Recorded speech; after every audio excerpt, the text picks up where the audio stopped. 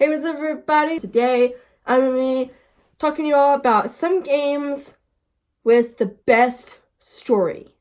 Okay, so what games have the absolute best story? Well, in my opinion. I'm going to be giving you all 5 games with the absolute best story. Now, I will be showing you all footage of me streaming it on my Twitch channel, so you get to see what the game is. Game number 5 would have to be Tomb Raider from 2013. So basically, you start out this young girl who is an archaeologist. She's in her early 20s, and she is going on an expedition to the Dragon's Triangle to try to find the lost kingdom of Yamatai. So she, with a bunch of other people whom she knows, they go on this boat, they go there, and suddenly their boat is caught in a storm, and she gets hurt, she gets separated from her friends, and then she discovers that this island has a lot of secrets that they were not anticipating. She then is forced to become a survivor and is forced to kill people in order to survive because this strange cult-like people are on this island and is trying to bring their queen, Himiko, to life once again. But that game right there, Tomb Raider from 2013, is number 5 of one of the best stories ever. How can you suggest I'm not serious about this expedition, Laura? It's not just Sam's family funding us. I put my savings on the line, too. We've all got some kind of stake in this. The funding won't last forever, Whitman. That's precisely why we should push east, not west. No one believes Yamatai is that far east. The books simply don't support it. Well, whoever wrote those books never found Yamatai. I've talked to Roth about this. There's no point in following in other people's footsteps, Dr. Whitman. I refuse to bet my reputation on your hunch. I'm the lead archaeologist here. And when were you last in the field without a TV crew behind you? Got 30 years experience, 2 PhDs, 1 in East Asian history. So why don't you just stick to boats, Mr. Grimm? Ship, Dr. Whitman. It's a ship.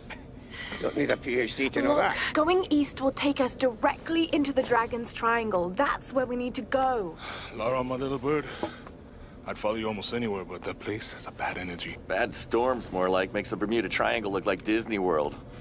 Sign me up. The stories about Queen Himiko say she could summon storms. Myths are usually based on some version of the truth. What if Yamatai was somewhere in the triangle itself? Well, look, this is the satellite imagery from inside the Dragon's Triangle. That doesn't look good. If it's wet, I can sail on it. Oh, don't tell me you're seriously It's now or never. Lara's offering fresh ideas and a plan. I'm the captain here. It's my decision. We're going into the Dragon's Triangle. Why am I even here? Okay, game number 4 would have to be Halo 2 from 2004.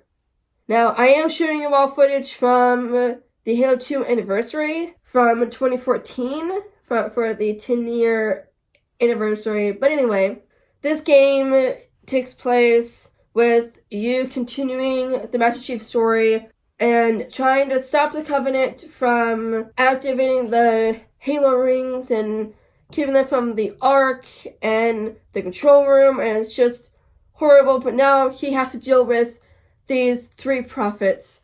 Prophets Truth, Mercy, and Regret. They are in charge of the Covenant order, and they are trying to get the Covenant and themselves to activate the Halo rings for the Flood, which I don't really get why they wouldn't do that, considering they'd be killing themselves.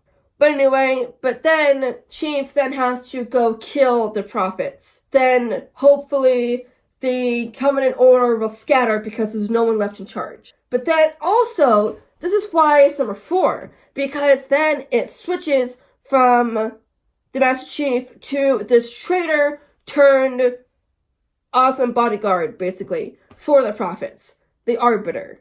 The Arbiter turned against the Covenant Order, and he betrayed the Covenant Oath, but the prophets saw potential in him, so they made him the Arbiter, which is the will of the prophets. That is why Halo 2 from 2004 is number 4 of best game stories. The armor suits you, but it cannot hide that mark. Nothing ever will. You are the Arbiter, the will of the prophets. But these are my elites. Their lives matter to me, yours does not. That makes 2 of us. Okay, number 3 being Assassin's Creed Revelations. So we all know what happened with Desmond and Lucy at the end of Assassin's Creed Brotherhood. I will not spoil anything for you all, but then suddenly it's a huge time jump and Ezio is in his mid-50s and he is starting to feel his age and he can't do some of the stuff that he used to do back in Assassin's Creed 2. And it's just also kind of sad, but it's also really amazing to be able to see the progression of Ezio Auditore's life from the age of 17 to his death.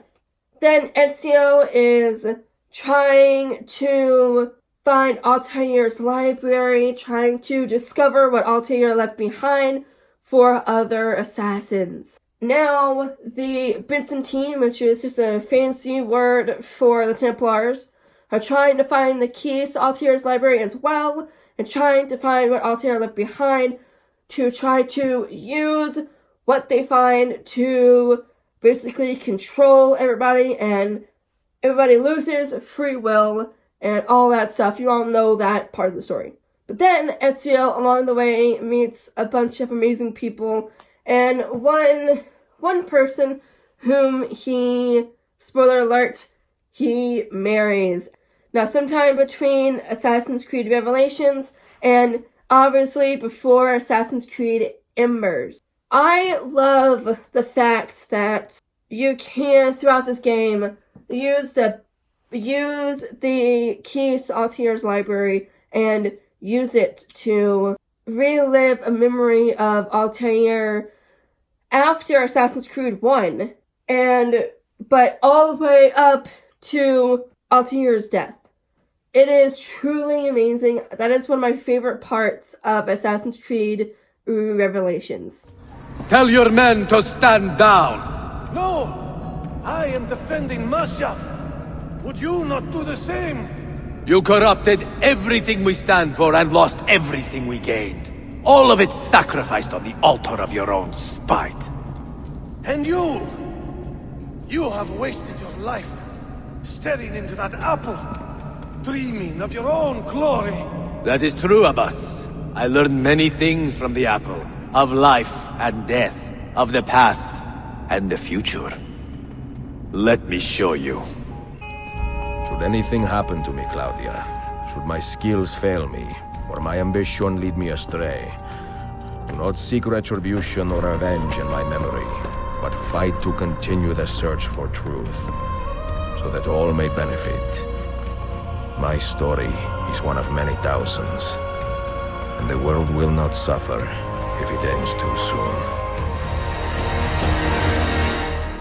Okay, number 2 would have to be Red Dead Redemption 2. Now, okay, so this game, I cannot go into it enough how much I love this game. I loved Red Dead Redemption 1, but Red Dead Redemption 2 just takes it over the top. You play as this man known as Arthur Morgan in the Dutch Vinland gang. You have to go and help your gang survive in this whole world where gangs and Pinkertons and bounty hunters are trying to find you all, to kill you, to throw you in jail, to get money from you either being killed or taken in jail. Doesn't really matter. But it is truly amazing. And then, but also there's like these side missions that you can do with each individual gang member, and it is so fun. I love the fact that you can, ride a horse again. I love riding horses in games, and it's not that many games that you ride horses on. So this is actually one of my favorites. Although falling off of them I could do without that. That was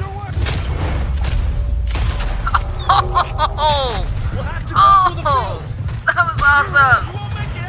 Go, go, go, go, go, go, go, go! Oh, jeez! Oh no! Get!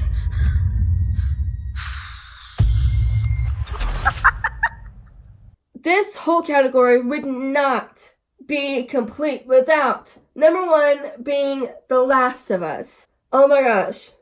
We all know how the zombies and the undead, who they want to take your brains and make you a zombie, and yay!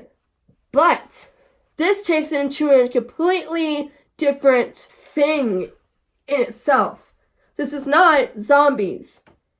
This game is not about zombies. It's not about the undead. This game talks about this organization known as the Fireflies.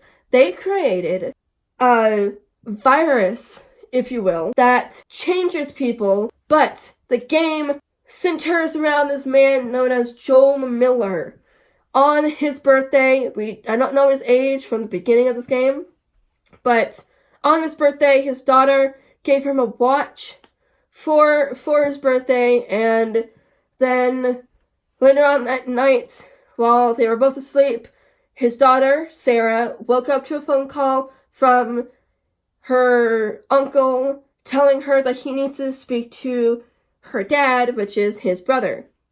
Suddenly, the line goes down, and Sarah then gets up and tries to go find her dad. She finds him a little bit later, suddenly come bursting in through the side door into his office, and he is telling her to stay away from the doors, that he thinks the Coopers, their neighbors, are somehow sick. Joel's brother Tommy comes and gets them, and they are driving, and Tommy is telling them about how the police are shutting down the highways and are shutting down the city, and because there's suddenly an outbreak, there was an explosion at the hospital.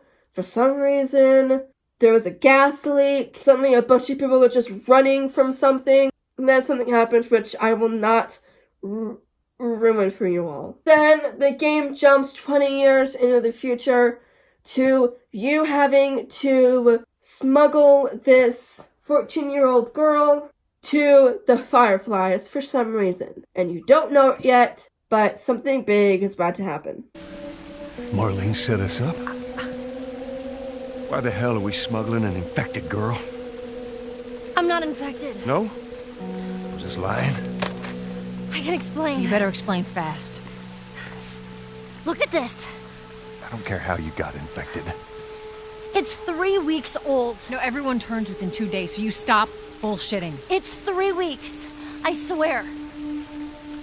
Why would she set you up?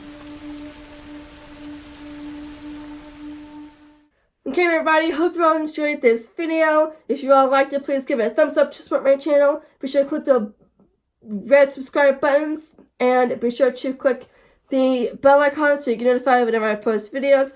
Hope you all enjoyed this video. Hope you all have a good day, and I'll talk to you again soon. Bye guys!